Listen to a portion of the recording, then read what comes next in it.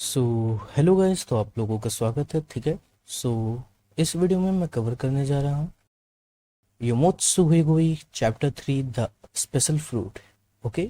वैसे special fruit है, मैंने द बोल दिया फ्लो में। The tree of death.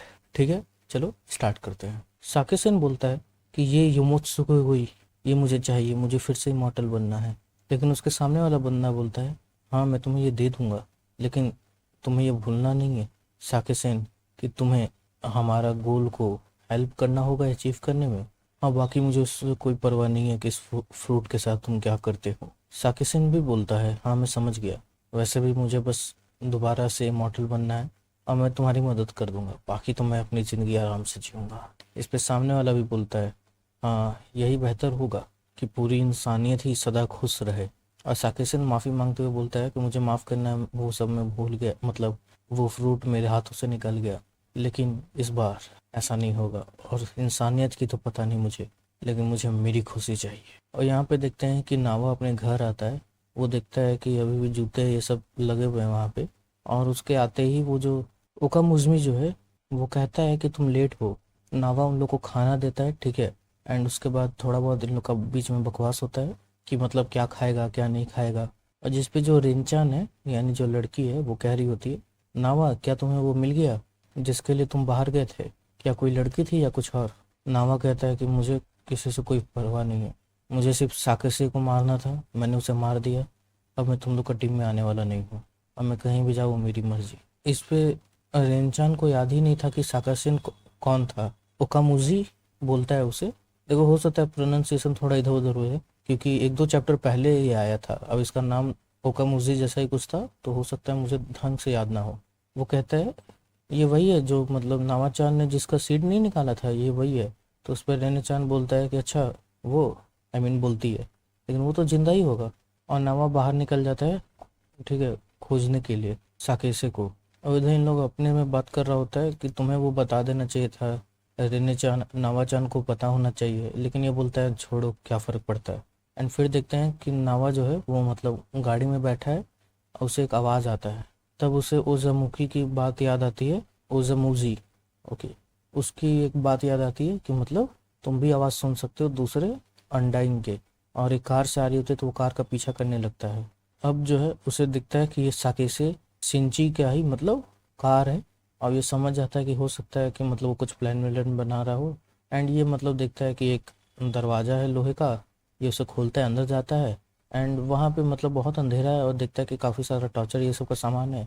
और कोई लड़की भी है जो मतलब ये बिना वस्त्रों के है, ठीक है। और नवा उसे देख के बोलता है कि मतलब क्या तुम ही थी जो मुझे बुला रही थी? ठीक है, मैं समझ गया, तुम्हें मैं बचाता हूँ। और नावा उसे खोल पाता उससे पहले ही साकेशी पीछे से आता है और धम भर मारता है।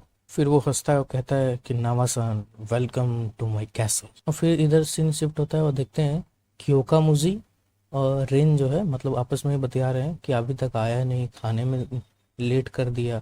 और इधर नावा जो है उसे बांध दिया गया है। और साकेसे जो है मतलब लड़की को मार रहा है जान से और उसके साथ मतलब दुष्कर्म कर रहा है, ठीक है। और देखता है साकेसे कि नावा का हाथ खुल गया तो वो भी बोलता है नावा सन, वेलकम। और ऐसे ही करके वो लड़की को मार डालता है। और नावा चिल्लाता है कमी ने कहीं कि मैं तुझे मार दूंगा, लेकिन वो बोलता है टेंशन मत लो, ध्यान से देखो। और हमें पता चलता है कि वो लड़की दोबारा से जिंदा हो गई। और ये बोलता है कि 7 साल पहले जब मैंने तुम्हारी फैमिली को मारा था तो मुझे पता चल गया था कि ऐसे तो बहुत समय तक नहीं चल सकता, इसलिए मैंने एक फ्रूट लिया और एक लड़की में डाल दिया ताकि मैं अपना मज़ा भी कर सकूं और किसी को दिक्कत भी ना हो। और नावा इस पे चिल्ला ही रहा होता है साके से। और तभी वो एक मतलब खंजर टाइप का लेता है और उसके पेट में भोंकता है। और साके से कहता है क्या तुम्हें लगता है कि तुम भी नहीं मर सकते, तुम भी एक इमॉर्टल हो? लेकिन ऐसा नहीं है, मैंने बात किया उससे और मुझे पता चला कि तुम्हें भी मारा जा सकता है। अब ऐसे ही करके उसे खच के काट देता है। नावा कहता है नहीं मैं नहीं मर सकता, लेकिन वो कहता है साके से तुम मर सकते हो, भले तुम्हें पता नहीं है। और ये मत सोचना कि वो लड़की तुम्हारी मदद करने आ रही है, नहीं वो यहाँ नहीं आ पाएगी। और ऐसे ही बोल के उसे काटना शुरू करता है। और तभी हमें फ्लैशबैक दिखाया जाता है कि जिससे वो मिलने गया था वो बोलता है क्या ये एक स्पेशल योमुत्सुगुई है? हाँ, वो बहुत ही स्पेशल है।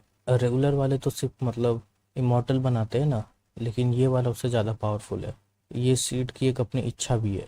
ये पावर तो देता है लेकिन धीरे धीरे ये कंट्रोल करने लगता है बॉडी को, जैसे जैसे पावर कंज्यूम होता है और नर्वस सिस्टम को खाने लगता है, और एक समय के बाद इंसान उसी में बदल जाता है। तो साकेसे कहता है कि अच्छा, तो अगर मैं उसे चोट देता रहूं तो कभी ना कभी वो बिल्कुल नावा केनित्सुगु मर जाएगा। और देखते हैं कि वो वैसे ही उसे चोट पहुंचाते जा रहा है और नावा चिल्लाते जा रहा है और साकेसे उसे मारते जा रहा है, और अब धीरे धीरे नावा भी जो है बेहोश होते जा रहा है। और उसे एक आवाज़ सुनाई देता है, कैसा महसूस कर रहे हो तुम? चिंता मत करो, सब कुछ मुझे सौंप दो। साकेसे भी इसे देख के हैरान होता है और कहता है अच्छा, तो फाइनली तुम गिव अप करने ही वाले हो। और नावा के अंदर की आवाज़ कह रही होती है, नावा केनसुगु, अपने आप को मुझे सौंप दो। और इधर देखते हैं कि काफ़ी टाइम हो गया है और रिन सोच रहा है कि अभी तक आया क्यों नहीं। तो इस चैप्टर में मतलब इतना ही था, ठीक है।